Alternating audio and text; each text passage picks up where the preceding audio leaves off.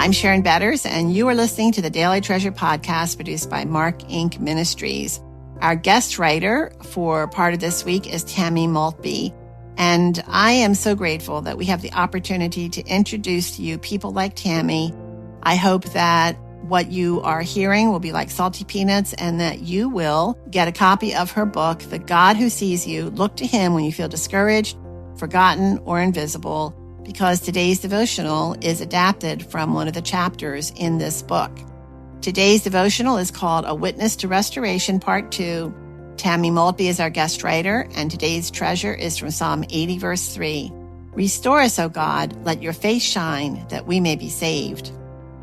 That experience with my ex-fiancé started unraveling my complicated issues with men.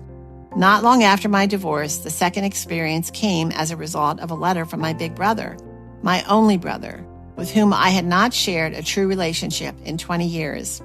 We argued over a number of issues, mostly involving mistakes he thought I had made. Looking back, I can see he was right about a lot of them. But the way he expressed his disapproval was devastating to me.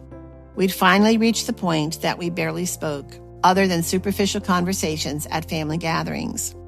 Then, this last year, after nearly 20 years of strained relationship, Dean wrote me an incredibly gracious email, also out of the blue.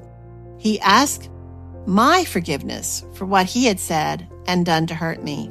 He expressed sorrow for the pain I was going through and let me know he wanted to help my family in any way he could. That email struck me as absolutely miraculous, not just its content, but its timing. I have long said that timing is God's primary link to this dimension, and He was proving that in my life. Just as a primary relationship in my life was falling apart, He was restoring one I had lost 20 years earlier. Since then, to my eternal gratitude, my brother has put his offer of help into some very practical action. We have also talked more than we have in years, seen each other several times, and he has sent me a great collection of family recipes. I cannot tell you what joy and healing this renewed relationship with another important male in my life has meant to me. Interestingly enough, in the midst of all this, my own father started reaching out to me as well, in a very intimate and personal way. My father, now in his 80s, is of a generation that shows love more through faithful provision than through tender words. He expected excellence from all of us, and when I was growing up, he had sometimes seemed stern and emotionally remote. Now, in this same year, my father began writing me beautiful, handwritten letters. He expressed a new kind of tenderness, a loving acceptance that was just what I needed from my daddy. In the past few years, our relationship has grown immeasurably, a wonderful testimony that it's never too late to grow and change. Then, thank God, came our little Cohen, my wonderful, adorable little grandson. Though conceived in such pain and confusion, my unmarried daughter's pregnancy felt like just one more blow, more evidence of dysfunction in our lives and my failure as a mother. But oh, friends, what a blessing this little boy has been for our family. That thick, luxurious golden brown hair, that irresistible smile, the way he brings together two families who might otherwise be at odds. His father and other grandparents are crazy about him too. The way he softens our conflicts and keeps us focused on what's important, and the way he makes us laugh. I would be lying if I said Mackenzie's pregnancy has always felt like a complete blessing in our lives. She wouldn't claim that either. I certainly would prefer that things had happened differently, but Cohen himself is a pure blessing, pure, unadulterated grace. In the midst of all these changes with men in my life, these gentle shifts that were gradually moving me away from my bitter response to trauma in my life, I came to know Jerry. Friends, this is Sharon speaking for myself, and I hope that you are just as intrigued by Tammy's story as I was the first time I heard it. Tomorrow, we're going to talk about Jerry. But last week, Tammy shared some specific disciplines that she learned to put in place when the earth shifted beneath her feet. Slowly but surely, God used those disciplines to help her walk a steady path and to prepare her for restoration that she could never have made happen. And frankly, didn't see the need to make happen.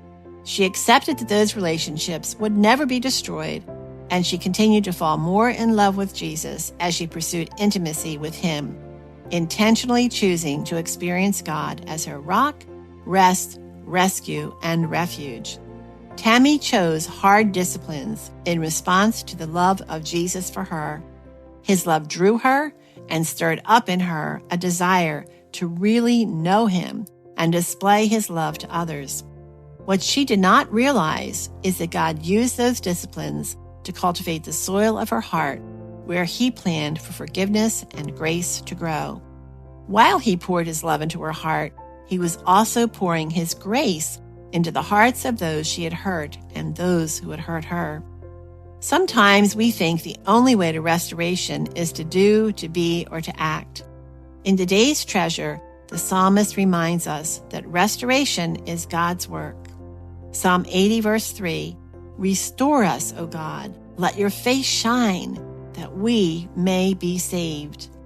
King David describes the restoration process when he declares that his own soul will wait in silence before his God. And while waiting, David will choose to believe that God's purposes will stand, and he doesn't need us to make them happen.